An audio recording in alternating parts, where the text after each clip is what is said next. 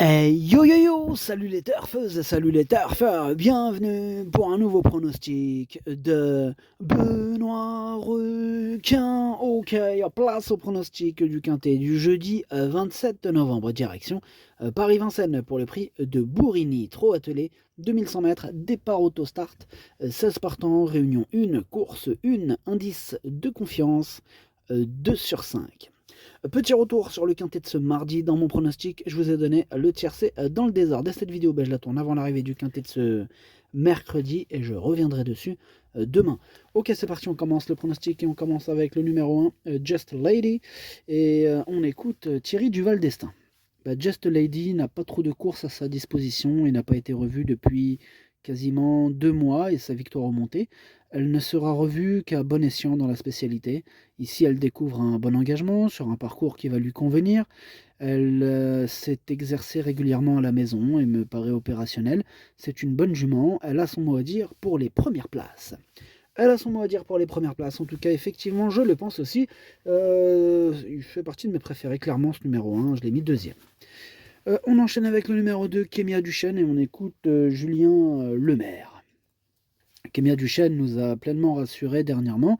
Pour une fois, elle a pu bénéficier d'un bon parcours et patienter en bon rang à l'abri. Elle s'est légèrement accrochée à l'entrée de la ligne droite et aurait pu donner chaud aux gagnants sans cela. Jeudi, elle est bien engagée sur un parcours qu'elle apprécie. Elle a hérité d'un numéro idéal, sans encombre. Elle devrait confirmer. Ouais, c'est vrai qu'en plus de ça, elle a hérité d'un bon numéro, donc elle va tenter d'en profiter. En tout cas, c'est ce que je pense. Moi, je l'ai mis troisième. On enchaîne avec le numéro 3. Ivana Nordic, ce numéro 3, je ne l'ai pas retenu. Donc on passe au numéro 4, Keno Petvinière. Lui non plus, je ne l'ai pas retenu, mais attention, c'est lui le chef et le capitaine de ma petite liste des possibles casseurs de tickets repérés. Attention.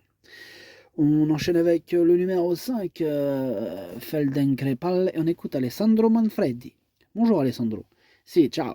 Feldenkrais, il n'a pas été revu depuis 2 mois et sa faute au départ dans les Grands Premio Continentale à Bologne, mais il a été préparé pour cette belle course. Il est très bien le matin, il sera déféré des antérieurs. Il a gagné au niveau groupe 1 et à 3 ans, il se présente avec une bonne chance.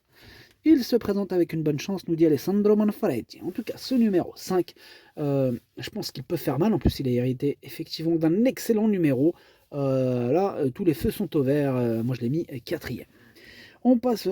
Excusez-moi, tous les feux sont au vert, même si c'est quand même un X, hein, effectivement. Ça va être une belle inconnue tout de même, mais je lui fais confiance. Bref, on passe au numéro 6, du coup, Brothers in Arms. Et ben, ce numéro 6, c'est un regret. Ben oui, on peut pas tous les retenir. C'est mon deuxième cheval de complément au cas de non partant. Je rappelle que ce quintet est ouvert, hein. Indice de confiance 2 sur 5, attention. On passe au numéro 7, Kevin Prince. On écoute Michef Rottengatter. Écoutez, Kevin Prince n'a pas eu la bonne course. Il s'est retrouvé piégé en dehors lors de sa dernière sortie. Il faut l'effacer. Il me paraît en très bonne forme le matin. Il n'est pas idéalement placé en dehors avec le 7, mais il a un très bon driver qui peut faire la différence. Avec un déroulement favorable, j'espère le voir disputer l'arrivée. Il peut même finir sur le podium.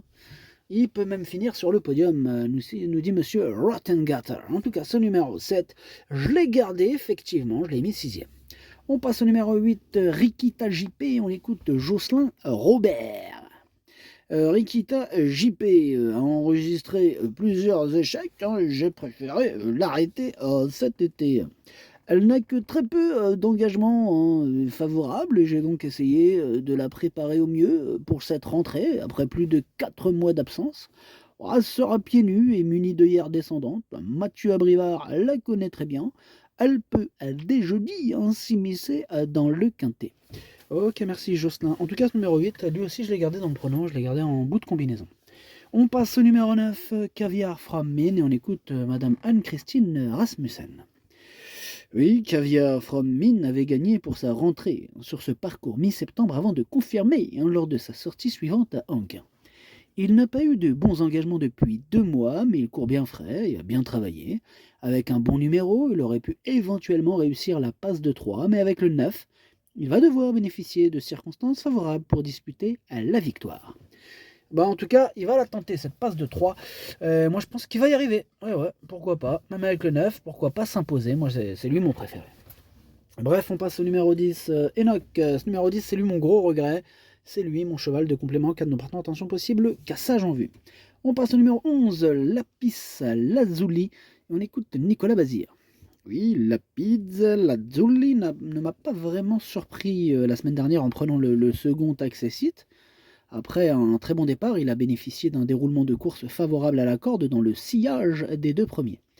Se présenter à une semaine d'intervalle ne va pas le déranger, il a déjà gagné sur ce parcours, il a encore une belle carte à jouer. Ouais, et ben moi il me plaît beaucoup ce numéro 11, en plus il pourrait avoir une petite cote sympathique, attention à lui, il peut pimenter les rapports de ce quintet, attention, moi je l'ai mis 5e. On passe au numéro 12, c'est Speed Drives Lady Us. Ce numéro 12, je ne l'ai pas retenu. Donc on passe au numéro 13, au numéro 14. Ces deux-là, ils sont sur ma liste des possibles troubles faits. Hein. Le 13, il est à l'arrière et le 14 au milieu. Enfin bref, on enchaîne avec le numéro 15, Cavala de Pad. Et on écoute Alexandre Abrivard. Cavala de Pad a calé pour finir en dernier lieu. Bon, il ne faut plus que je l'amène ainsi. Le rythme probablement sélectif ne va pas la desservir et on profite du départ lancé pour tenter le coup de la présenter pieds nus. En seconde ligne, il lui faudra le bon parcours et c'est en la drive en battue qu'elle peut espérer une place. Oui, je rajouterais même que c'est en faisant n'importe quoi qu'on devient n'importe qui. En tout cas, ce numéro 15, je l'ai gardé en toute fin de combinaison, attention à lui.